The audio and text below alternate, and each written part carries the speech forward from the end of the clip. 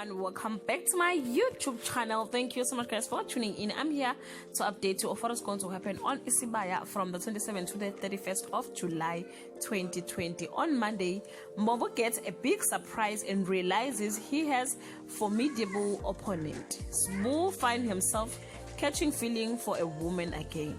Ntwentle and Jabu's love grows strong. On Tuesday, the Ndlovu are worried about Ntwentle and Jabu who have gone missing.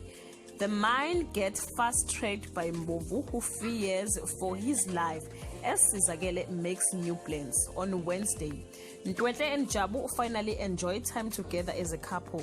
Sizagele pursues Boo and their connection grows.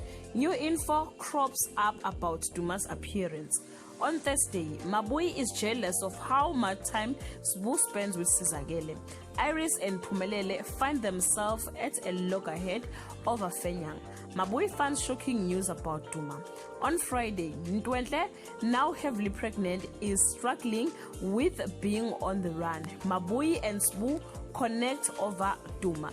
Guys, this is all I have for today. You can leave your comment below and share your thoughts. Bye guys.